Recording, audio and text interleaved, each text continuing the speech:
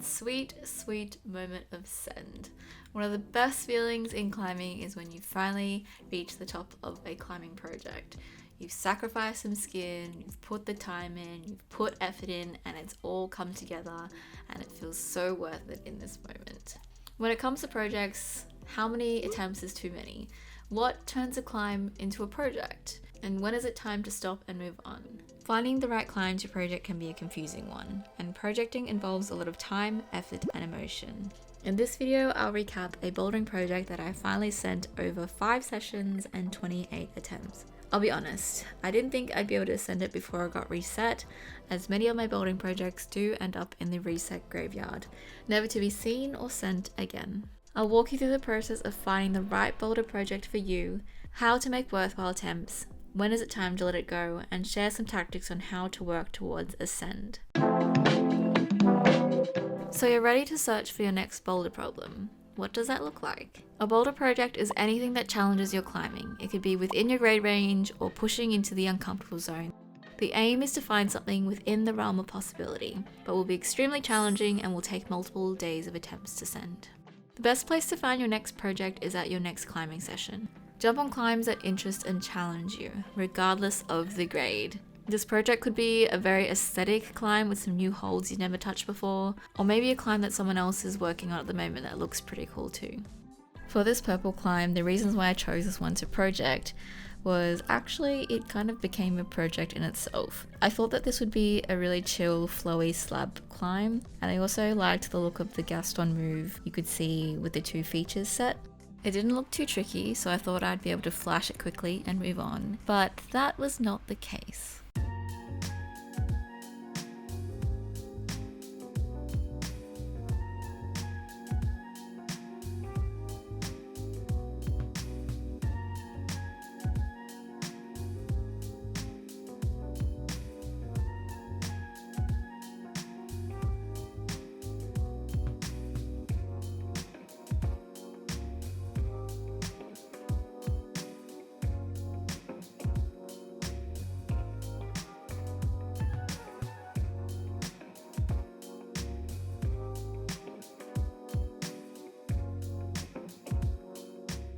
Once we've started the climb and we're not getting any further, this is where the climb becomes a project. You've found the crux and it's time to get to work.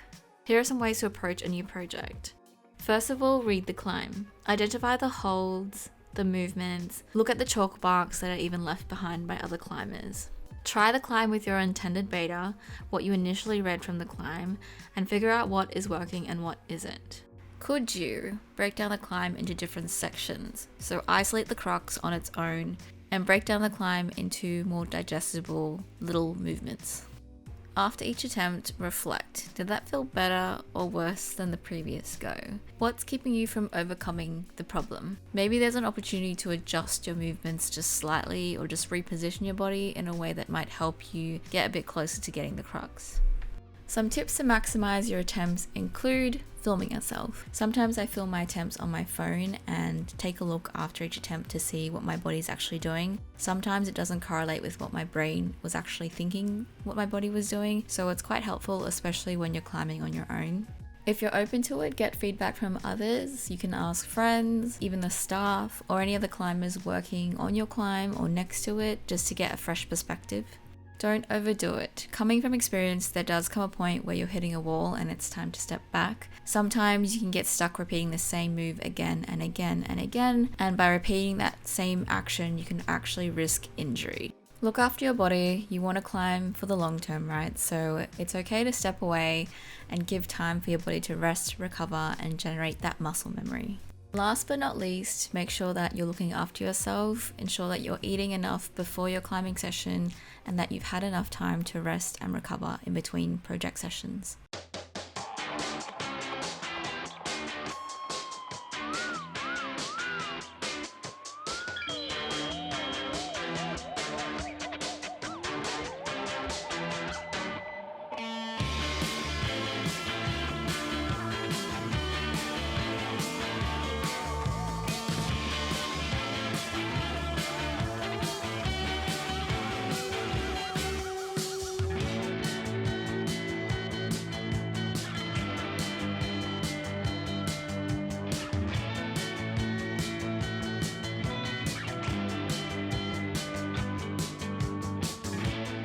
Returning to the project. We're back, we're ready to rumble. Just before we start projecting, make sure that you are warmed up and well rested and ready to go. Take your time with the warm up. I eased my way up to the purple climb, so I made sure that I was really comfortable on some blues and reds before I made my way back to this purple climb. Sometimes it takes me a couple of attempts to refamiliarize and remember my beta and be able to just tweak attempts to get where I was up to before. You can see with this session, I reverted back to my old initial beta of starting this climb, and then I kind of remember that I used a heel hook and really start to progress from that position onwards. And sometimes a projecting session is just working on one really small move.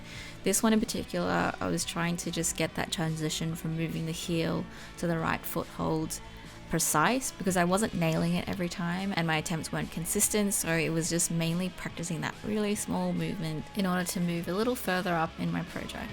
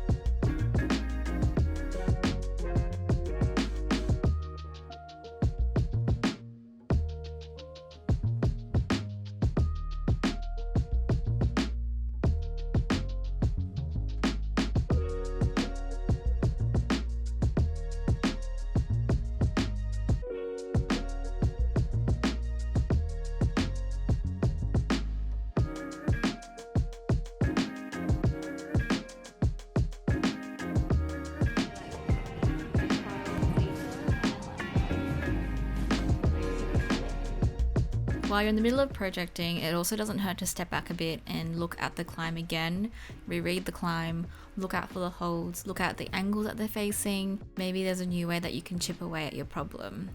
Another alternative is to just take breaks and climb different climbs in between your project attempts. So can you practice the movement that your crux has on a similar climb elsewhere in the gym? So for this purple climb, we've got a Gaston move as well as moving the heel out.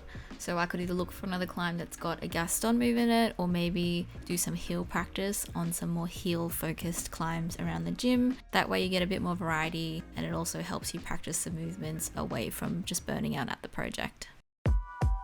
The best way I've found to approach an ongoing project is to come in with no expectations. It's easier said than done, but with a calm mind you can do pretty much anything. The idea is to just try it and see how you feel. Those have been the moments where I really surprise myself and am able to perform and send. If you're just blatantly hitting a wall and getting frustrated and there's no progress happening, it might be a sign to leave it alone for a little while or move on. If it doesn't spark joy, we're not keeping it. This is the attempt where I finally send my project. I was climbing a group and I saw this purple climb was still up, so I ducked away and grabbed my phone and gave it 3 goes.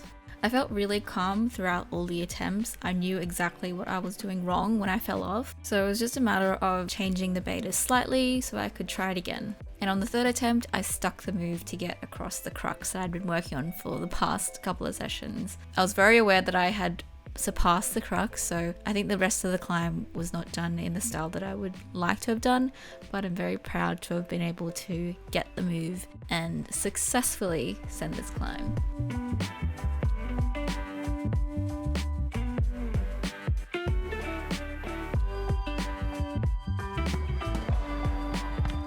And that's what a climbing project looks like. I think I felt a mix of relief and shock and felt really proud of myself for being able to do that. A lot of my boulder projects in the gym do get reset before I'm able to send them. However, I do have some longer term projects that are on outdoor boulders. Berlin Blockade at Frontlines is a V5 that I have been chipping away. And I'd say for anyone else who likes to project long term, outdoor boulders are a great one to just come back to over time. Along with your climbing boards, so kilter boards, moon boards, those are all established and you can return to them whenever you have access to a board. Hopefully this video has encouraged some more people to find their own projects. It's a fantastic way to challenge yourself and push your climbing. If you want to see more of my bouldering projects, you can click here to watch. Feel free to add a comment and I'll catch you next time. Thanks for watching.